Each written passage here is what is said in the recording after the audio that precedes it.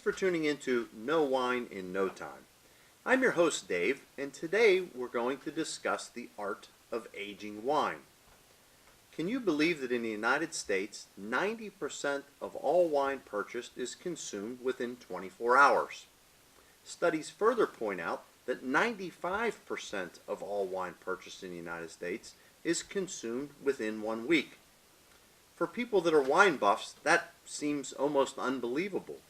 But let's just say that you're deeply into wine and you just had a child and you wanted to share your passion with them, let's say on their 21st birthday. What type of wine would be age-worthy? Or maybe you had a very special anniversary coming up, 10, 25, 50 years, and you wanted a wine that would be reflective of that celebration. What type of wine would suit that? Well, the answer is it's not an exact science. But we can use science to help to sort of elevate our chances of having a bottle survive the years. So, first and foremost, let's point out that a wine that's unbalanced to begin with will not get better with time. I've heard it time and time again, people say, oh, this wine just needs a little bit of time. It'll get better. Probably it will not. If it's unbalanced to begin with, it will further devolve and become more unbalanced as time moves on. But there are 4 elements, components of wine, that we need to pay close attention to so that we have the best chance of purchasing and laying down an age-worthy wine. The first one is acid.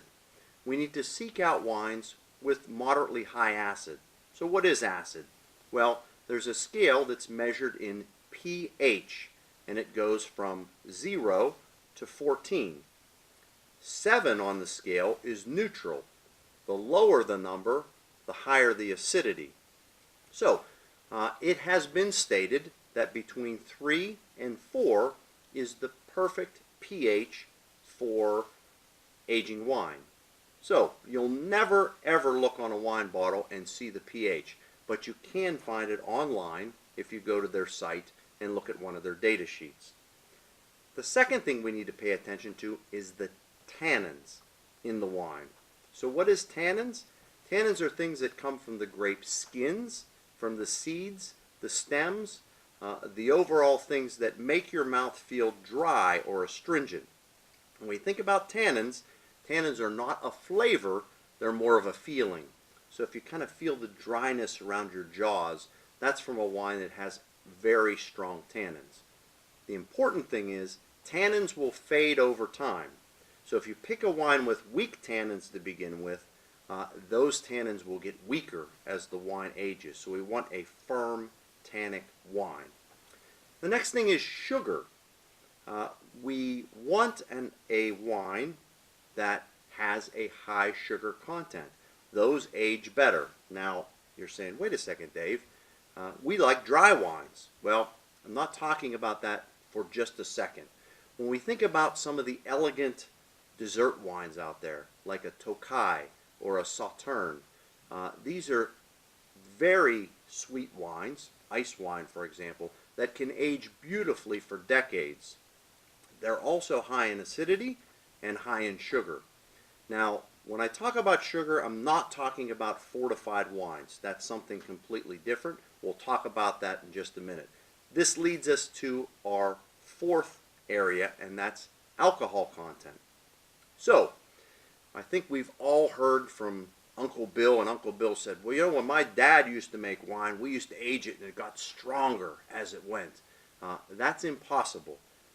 Alcohol and wine both evaporate at the same rate. Alcohol cannot get stronger in wine as it ages. And matter of fact, if we have a wine that has a high alcohol content, that wine can devolve very quickly. Ethyl alcohol is a bit volatile, and it can devolve into vinegar in a hurry. They say that the most optimal alcohol level to age wine is between 13 and 13.5%.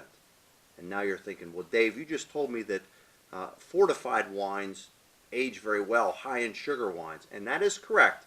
A wine like a port or a sherry will age beautifully because remember, sugar content is high and the alcohol that's added is a fortification type of process.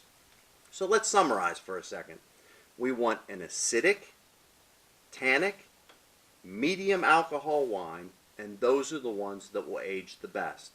Now, how you store the wine is vitally important too. It would be best if wines could be stored in a humid environment. About 70% humidity is perfect, in a temperature that's between 55 and 65 degrees, and that no natural light comes in. So, you know the old term, a wine cellar? Well, there's a reason why. Those wine cellars were humid, they were dark, and they were cool, and they were perfect for aging wine. So, I'm very excited about this next part, because this is a wine that I've had for quite a bit of time. This is a special wine from Chateau Pinchon, Longuevue, Comtesse de Lalande. And this is a 1985 Pauillac Bordeaux. Now this particular wine has an exceptional pedigree. This is a second growth 1855 classified wine from Napoleon III. So an exceptional lineage that's leading to this bottle. Also, 1985 was an exceptional vintage. Now this wine has been stored for 32 years in a dark, humid, moist environment. So we're going to go ahead and test this wine and see how it aged. Remember what I said before, this is not an exact science. This could be a product that has devolved, or it could be the most fabulous wine you've ever had in your life. So let's go ahead and take a look at it. If I look at the color of this wine, the first thing you notice is that it's completely opaque. If we spread it out a bit, it has gotten a little bricky around the edges, which I certainly would expect with the age of the wine. So it has browned a bit. If we go ahead and swirl the wine to liberate some of the aromas, the first thing you'll notice is if we think grapes, let's think raisins. If we think plums, let's think prunes. There's a very mature, very dark fruit aromas coming off of here with a little bit of spice, a little bit of cedar, a little bit of sandalwood coming off. Let's go ahead and taste the wine and see how it's fared.